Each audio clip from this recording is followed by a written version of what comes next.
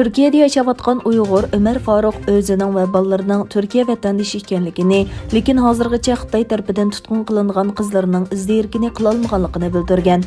Ömər Faruq və akisi Türkiyəyə kelib məbləğ salgan bo'lib, uning akalari 2017-yili Xitayning tutqun qilishiga uchrab, mol-mulklari musodir qilingan. Hozirgacha oqibati noma'lum.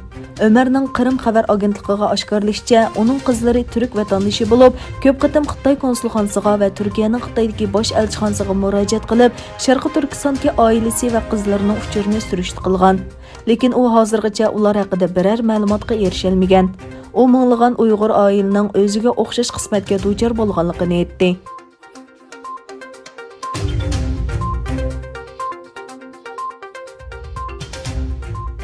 Rim papasi Fransisning yangi kitobida tunji qatim Uyg'ur musulmonlari ziyonkashlikka uchirgan xalq deb atalgan.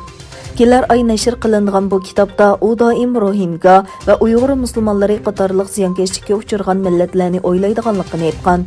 Papa kitobning bir bobida har sohadagilarni chetga qayqilgan millatlarga diqqat qilishga chaqirgan va mundaq degan: "Men doim zulmga uchirgan Rohingyaliklar, bechora Uyg'urlar, Yazidlarni o'ylayman." Onun kitabida yana ziyonkashlikka uchirgan xristianlarni tilg'aylangan. Gerçi Papa ilgari Rohingyalarning Bermadan qochganligi va Iroq islom davlati tarafidan Yazidlarning o'ldirilganligi to'g'risida so'zlagan bo'lsa-mu, ammo u tunji qatim Uyg'urlarni tilga olgan.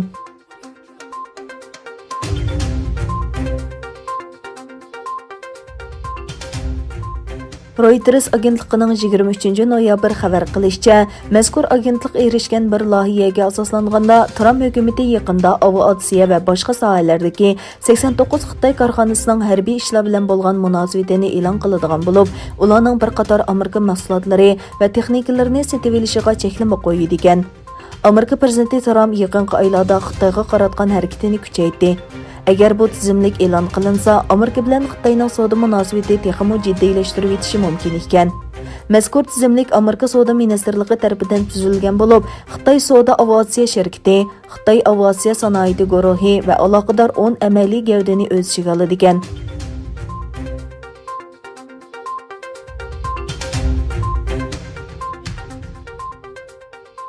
Surgundagi Tibet hukumatining rahbari Lobsang Sangay tunji qatim Oqsaroyni ziyorat qilishga taklif qilindi. Manbalarga qaraganda, Surgundi Tibet hukumatining rahbari 60 yildan buyon tunji qatim Amerika Oqsaroyni ziyorat qildi. Bu harakat Beijingni texmo g'azablantirishi mumkin. Surgundagi Tibet hukumatining rahbari Lobsang Sangay axborot e'lon qilib, Oqsaroyning uni yangidan tayinlangan Amerikaning Tibet alohida moslashtiruvchisi va Amerika davlat ishlari mahkamasining demokratiya, kishilik huquq va emgak ishlari yordamchisi kotibi bilan ko'rishga taklif qilganligini oshkorladi. Amerika tashqi ishlar ministri Pompeo Beijingni 7-oyda Tibetdagi kishilik huquqqa daxl-taruz qildi deb ayblagan va Washingtonning bu rayondagi amaliy avtonomiyani qo'llaydiganligini aytgan.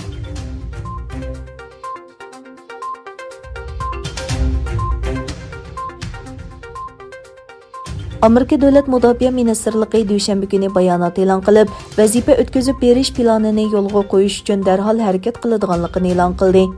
Davlat Mudofaa Ministrligining bayonotida Bayden xaris ettirdi va uning Davlat Mudofaa Ministrligini baholash guruhining boshlig'i shu kuni bosh mulozimat direktorining qaroriga hamda munosabatli qonunlar va Davlat Mudofaa Ministrligining bekitilgan siyosatiga asosan shu kuni kechda 5 burchaklik bino amaldorlari bilan aloqalashganligini bayon qildi.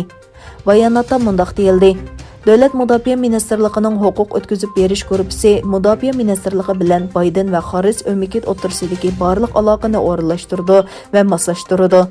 Bu yil 11-oyning 3-kundagi prezident saylamidan keyin Demokratlar partiyasining kandidati va sobiq muavin prezident Bayden g'alaba qildi deb qaraldi. Navbatda Bayden 306 biletga, Trump 232 biletga erishdi.